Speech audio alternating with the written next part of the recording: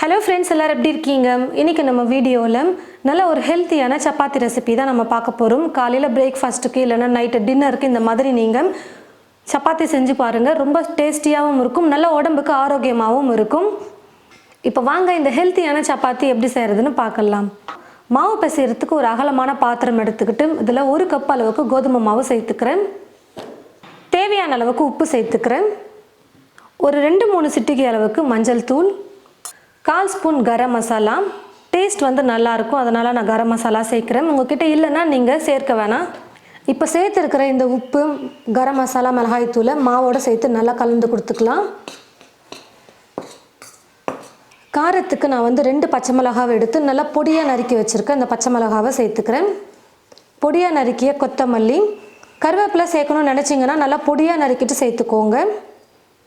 முதல்ல இது ரெண்டுத்தையும் கோதுமை மாவோடு சேர்த்து நல்லா கலந்து கொடுத்துக்கலாம். மாவு கூடவே 2 ஸ்பூன் அளவுக்கு எண்ணெயை சேர்த்துட்டு நான் மாவு பிசைஞ்சுக்கிறேன். எல்லாத்தையும் கலந்து கொடுத்ததுக்கப்புறமா கடைசியாக இது கூட 3/4 கப் அளவுக்கு சொரக்காவை நான் வந்து காய் துருவத்தில் துருவி எடுத்து வச்சுருக்கேன். இப்போ இந்த சொரக்காவையும் சேர்த்துக்கிறேன். நீங்கள் 1 கப் மாவு எடுத்திங்கன்னா 1 கப் அளவுக்கும் சொரக்காய் சேர்த்துக்கலாம் சமமாக. நான் வந்து கொஞ்சம் கம்மியாக 3/4 கப் எடுத்திருக்கேன். முதல்ல தண்ணியெல்லாம் சேர்க்காமல் சொரக்காவை மாவோடு சேர்த்து நல்லா கலந்து கொடுத்துக்கோங்க. ஏன்னு பார்த்தீங்கன்னா சொரக்காயிலே ஈரப்பதம் வந்து அதிகமாக இருக்கும். அதனால் தண்ணி சேர்க்காமல் முதல்ல மாவை நல்லா கலந்து கொடுத்துட்டு அதுக்கப்புறமா தண்ணி தேவைப்பட்டதுன்னா கொஞ்சம் கொஞ்சமாக சேர்த்து நம்ம சப்பாத்திக்கு மாவு பிசைஞ்சிக்கலாம். இப்போது தண்ணி கொஞ்சம் கொஞ்சமாக சேர்த்து மாவு பிசைஞ்சிக்கிறேன். மாவு நல்லா பிசைஞ்சாச்சு. நல்லா சாஃப்டாக மாவு வந்து பிசைஞ்சிக்கிட்டேன் பாருங்கள். இப்போது 1 ஸ்பூன் அளவுக்கு எண்ணெயை சேர்த்துட்டு மேலே லைட்டாக தடவி விட்டுடலாம். கொஞ்சம் நேரத்துக்கு மாவு நல்லா ஊறட்டும். அதுக்கப்புறம் நம்ம சப்பாத்தி செய்ய ஆரம்பிச்சிடலாம். மாவு வந்து பார்த்திங்கன்னா பிசைஞ்சு நல்லா ஊற வச்சுக்கிட்டேன். நம்ம சொரக்காய் வந்து சேர்த்துருக்கிறதுனால கொஞ்சம் சீக்கிரமாகவே நம்ம பண்ணிட்டோம்னா ரொம்ப நல்லாயிருக்கும். சாஃப்டாக தான் இருக்கும் மாவு நம்ம பிசைஞ்சு வச்சுருக்கிறதுனால.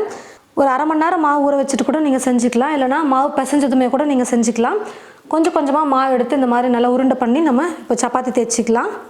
கொஞ்சமாக கோதுமை மாவு போட்டுட்டு ஒட்டாமல் தேய்ச்சி எடுத்துக்கலாம்.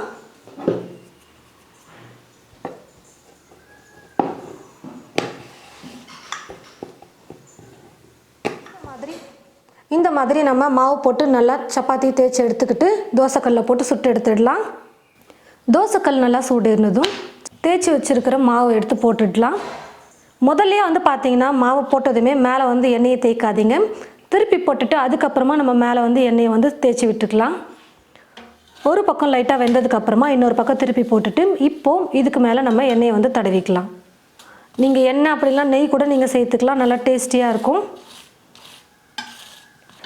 இப்போது திருப்பி போட்டுட்டு இந்த பக்கமும் எண்ணெயை வந்து நம்ம போட்டுக்கலாம். 2 பக்கமும் எண்ணெயை போட்டு நல்லா குக் பண்ணி எடுத்துக்கலாம் வேக வச்சு.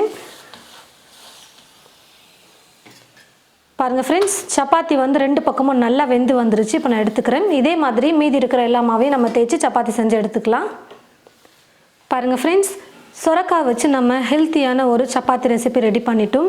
எப்போவும் வெறும் கோதுமை மாவு மட்டும் பிசைஞ்சு நம்ம நார்மலாக வெறும் சப்பாத்தி செய்யறதுக்கு பதிலாக இந்த மாதிரி கொஞ்சம் வித்தியாசமாக மாவு கூட சேர்த்து காய்கறிகளையும் சேர்த்து நம்ம சப்பாத்தி செய்யும் போது நல்லா ஆரோக்கியமாக இருக்கும் சாப்பிட்றதுக்கு. சைடிஷ் கூட எதுவுமே தேவையில்லை, இதை மட்டுமே நம்ம வெறுமனே சாப்பிட்டாலே போதும்.